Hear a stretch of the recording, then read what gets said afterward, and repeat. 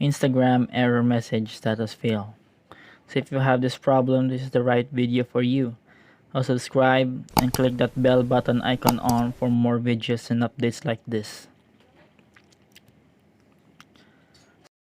So the first step is to go to the Play Store.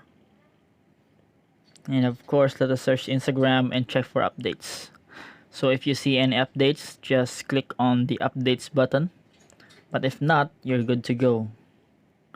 And the other option or the other process is go to app management on your settings and go to app list.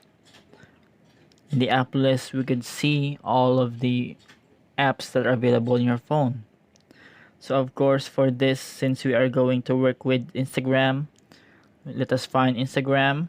So once you find Instagram, just click on Instagram and you would be headed to settings of the app. So you can see here there are settings of the app and there are permissions and storage usage like that. So in permissions, just go to permissions and allow all of the settings like the camera, the contacts in the phone. Just click on allow so that there will be no more problems with the app. So once you have done that, go back and go to storage usage. Once you are here, just clear cache and also clear the data as well. So this will clear all unnecessary files that is causing the status or the error message status in your Instagram. So I hope this helps and see you on the next video.